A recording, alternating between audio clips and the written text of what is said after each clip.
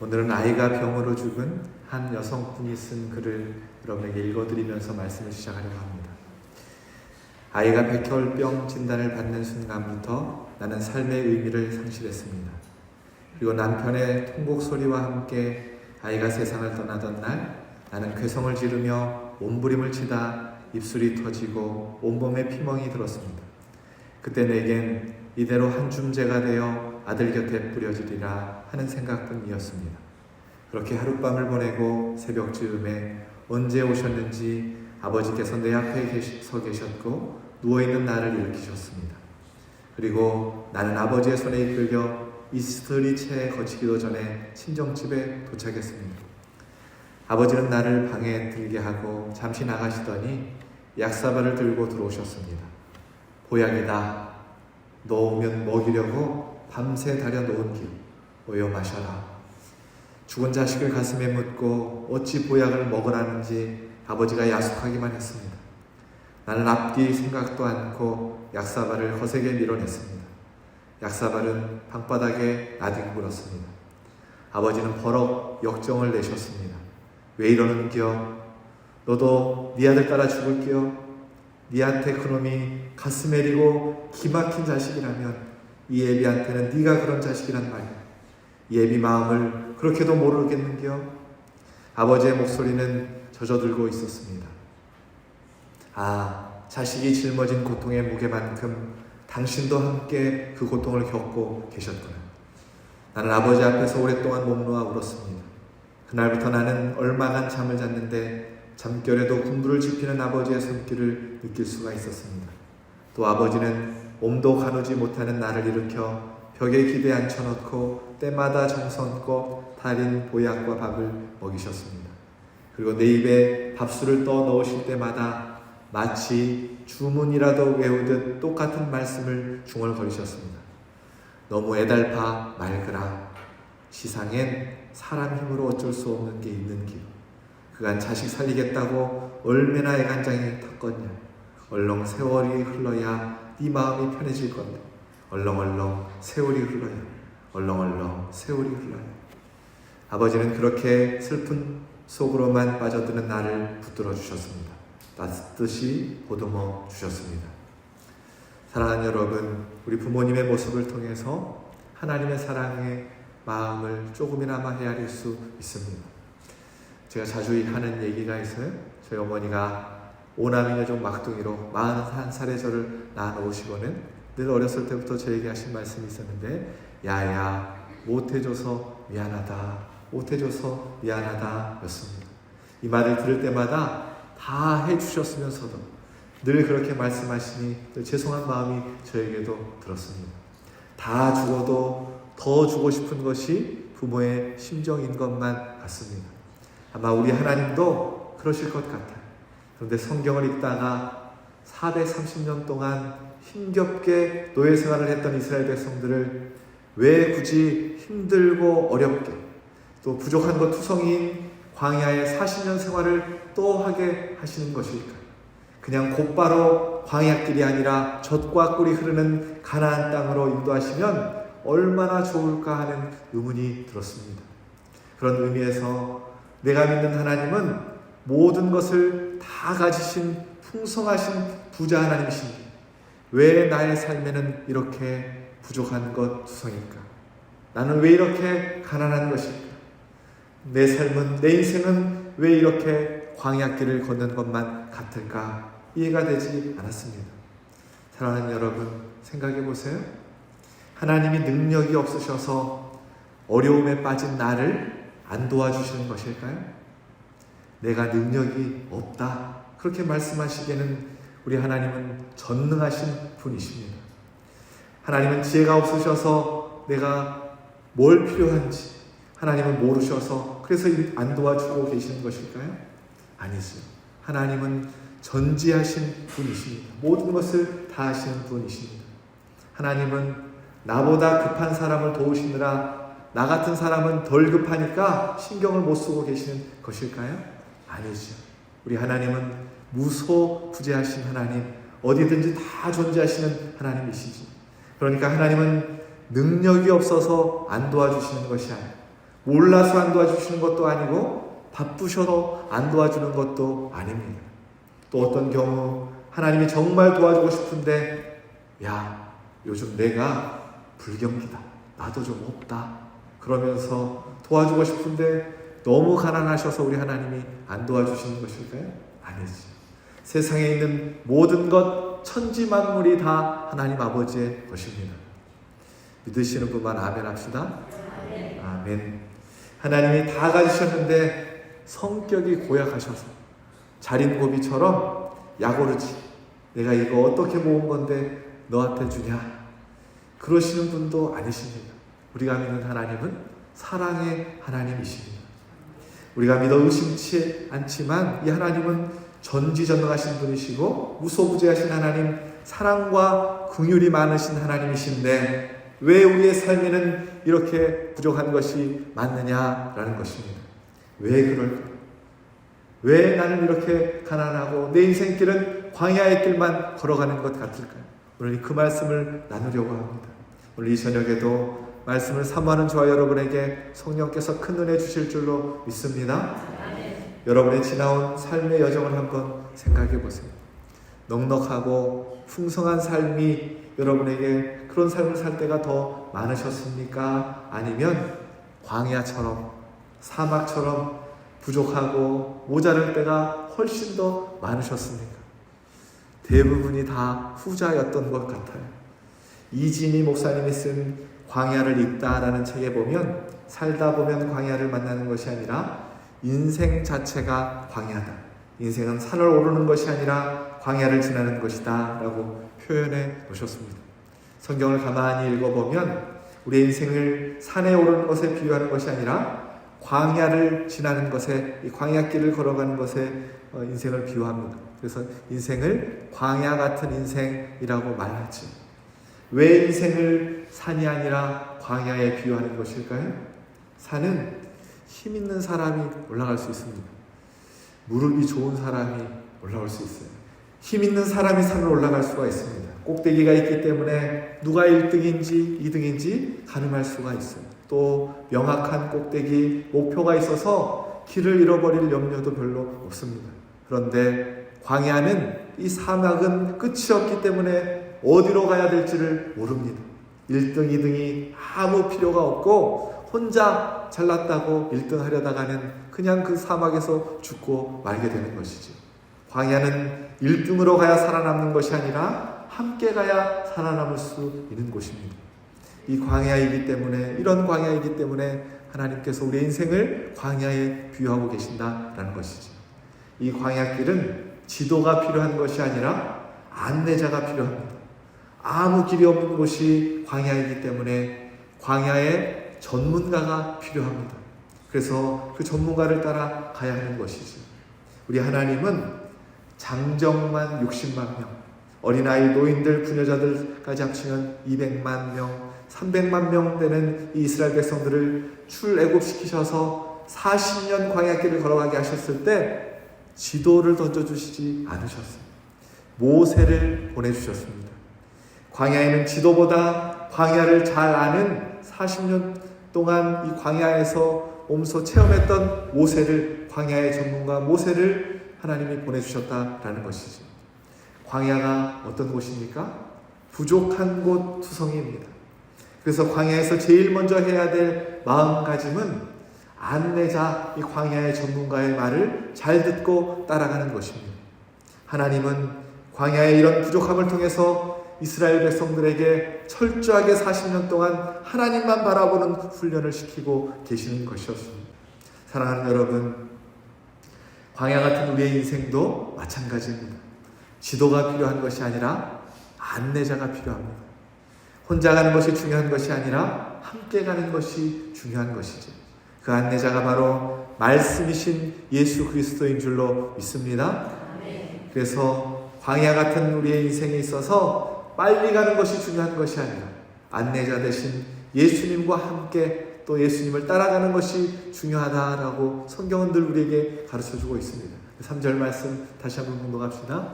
너를 낮추시며 너를 줄이게 하시며 또 너도 알지 못하며 내 조상들도 알지 못하던 만나를 내게 먹이신 것은 사람이 떡으로만 사는 것이 아니요 여호와의 입에서 나오는 모든 말씀으로 사는 줄을 내가 알게 하려 하심이니라. 아멘.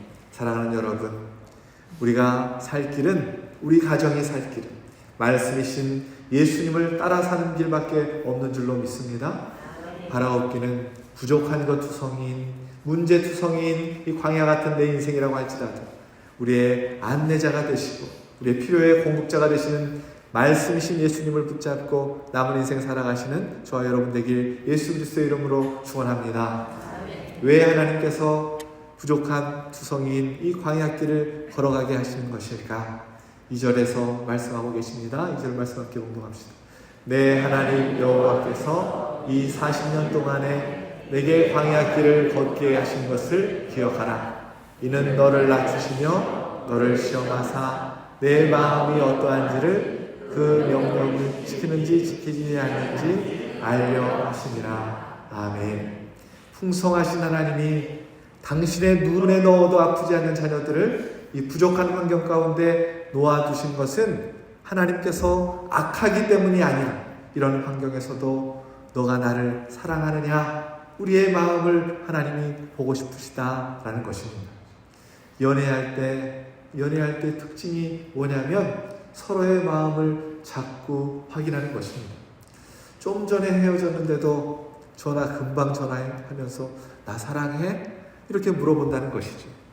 자꾸 물어보는 것입니다. 자꾸 서로의 마음을 확인하는 것입니다. 또 선물 하나를 줘도 마음이 없는 선물은 냉랭한 것이지. 하나님이 우리에게 가장 확인하고 싶으신 것은 황소를 드리는 것보다 하나님을 향해 있는 이 변치 않는 마음, 기쁠 때나 슬플 때나 하나님을 향한 그 마음을 하나님은 확인하고 싶으신 것입니다. 하나님은 오늘도 한 가지, 오늘 우리의 마음이 하나님을 향하여 있는지 그걸 확인하고 싶으시다라는 것입니다. 구세군의 창시자인 윌리엄 부스라는 사람이 있어요. 그에게 위기가 찾아왔는데 40살쯤 되어서 몸이 이상해서 병원을 찾아갔는데 죽을 병이라고 의사가 윌리엄 부스에게 희망이 없습니다, 그렇게 말을 하는 것입니다. 집으로 돌아와서 하나님 앞에 이 윌리엄 부스가 이렇게 기도했어요. 하나님, 의사가 나를 포기했습니다. 하나님, 나도 의사를 포기하겠습니다. 그리고 하나님만 나는 의지하겠습니다. 이렇게 기도를 했다는 거예요. 그렇게 기도한 그를 하나님께서 40세 죽게 될 것입니다, 의사가 이렇게 말을 했는데 40세에 죽는다 그랬는데 하나님께서 은혜를 베푸셔서 80세가 넘도록 살게 하셨습니다. 여러분 멋지지 않습니까? 의사가 나를 포기했습니다. 나도 의사를 포기했습니다. 그러나 나는 하나님만 의지하겠습니다 했더니 죽을 수밖에 없는 그를 더욱더 잘 살 수 있도록 은혜 베풀어 주셨다라는 것이지. 경제학자가 나를 포기했습니다. 나도 나를 포기했습니다. 우리 가정을 내가 포기했습니다. 그러나 하나님만 의지하겠습니다. 사랑하는 여러분, 이러한 고백이 오늘 이 저녁에 우리 가운데 넘치기를 소망합니다. 문제가 많고 부족함이 많아도 괜찮습니다. 오늘 이 저녁에 우리의 마음을 하나님 앞에 드립시다. 하나님, 내가 하나님만 의지하겠습니다. 내게는 하나님밖에 없습니다. 세상이 나를 다 포기해도 나는 오직 하나님만 바라보겠습니다. 하나님만 의지하겠습니다. 이 고백이 저와 여러분에게 넘쳐나는 오늘 이 저녁 되길 주님의 이름으로 축원합니다. 호수의 깊이는 홍수 때 알 수 있는 것이 아니라 가뭄 때 알 수 있습니다. 우리가 낮아지고 광야의 건조한 땅을 걸어갈 때 하나님을 향한 내 마음이 어떠한지 그때 우리의 진심이 밝혀지는 것입니다. 광야는 하루라도 하나님을 의지하지 않으면 죽는 곳입니다. 사람들이 광야를 오해할 때가 있는데 광야 너머에 계시는 그 가나안 땅을 하나님 계시는 그곳을 찾아간다라고 생각을 합니다. 광야길은 하나님을 찾아서 나 홀로 걸어가는 여행길이 아닙니다. 광야에 매일매일 찾아오시는 하나님을 만나는 길이 광야길입니다. 광야는 하나님 없이 살 수 없기 때문에 매일매일 주님이 우리를 찾아와 주시는 것입니다. 주님이 살아주셔야 살 수 있는 길이 광야길인 것이지. 바라옵기는 매일매일 삶 가운데 임마누엘 주님을 만나시는 저와 여러분 되길 예수 그리스도의 이름으로 축원합니다. 그런데 놀라운 것은 그렇게 하나님의 인도하심을 따라갔더니 하나님이 은혜를 베풀어 주시는데 4절 말씀입니다. 4절 말씀 함께 공독합시다. 이 40년 동안에 내 의복이 헤어지지 아니하였고 내 발이 부르트지 아니하였느니라. 아멘. 어떻게 40년 광야길을 걸어갔는데 발이 부러뜨지 아니하고 의복이 헤어지지 않는단 말입니까? 어떻게 부족한 것 투성인 광야에서 광야가 아니라 도시에 살고 있는 우리도 경험하지 못하는, 철만 바뀌면 옷을 사야 되는데 1년 지나면 옷을 사야 되는데 의복이 헤어지지 않는 그런 놀라운 일들을 경험하고 살아갈 수 있는 것일까? 어마어마한 이 기적을 저들은 체험할 수 있는 것일까? 이것은 광야길을 걸어갈 때 베풀어 주시는 전적인 하나님의 은혜를 저들이 경험했다라는 것입니다. 말씀에 순종하는 그 마음을 하나님께서 보시고 베풀어 주시는 놀라우신 하나님의 은혜를 그들이 경험하고 살았다라는 것이죠. 사랑하는 여러분, 우리가 하나님만 의지하고 살아가면 우리의 인생에 상상할 수도 없는 놀라운 하나님의 은혜가 우리의 삶 가운데 임하게 될 줄로 믿습니다. 믿습니다. 최병락 목사님이 쓰신 부족함이라는 책에 나오는 이야기입니다. 어떤 사람이 물지개를 지고 물을 기르러 다녔습니다. 먼 길을 다니다 보니까 이 주인이 왼쪽 항아리, 오른쪽 항아리 늘 오늘에 있었던 이야기를 이렇게 나누면서 친근해졌다는 거예요. 항아리와 주인이 친해졌어요. 그러기를 수개월, 수년 동안 동행하더니 정이 들었습니다.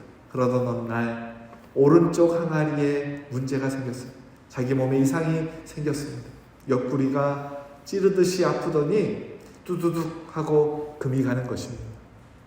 혹시 주인이 알까봐 깜짝 놀랐지만 아무렇지도 않게 이 오른쪽 항아리가 그냥 웃으면서 넘어갔습니다. 그런데 매일매일 오가는 길에 조금씩 틈이 벌어져서 물이 스며 나오더니만 이제는 꽤 흘러나오기 시작하는 것입니다. 주인이 물을 한가득 채워서 집에 와보면 3분의 2밖에 남지 않은 거예요. 며칠이 또 지나고 나니까 이제는 물을 한번 떠오면 절반도 남지 않게 되는 것입니다. 절반도 못 담는 자기 자신의 모습을 보고는 주인에게 이제는 숨길 수가 없다 생각을 했어요. 더욱이 가는 길에 한쪽은 꽉 찼고 한쪽은 물이 자꾸 줄어드니까 무거운 쪽으로 자꾸 주인의 어깨가 기울어져서 자꾸만 주인이 여간 힘든 것이 아니었습니다. 그래서 마침내 용기를 내서 이 오른쪽 항아리가 이렇게 이야기를 합니다. 주인님, 저를 버리십시오. 제가 깨진 독입니다. 저를 버리세요. 주인님은 들은 척도 안 합니다.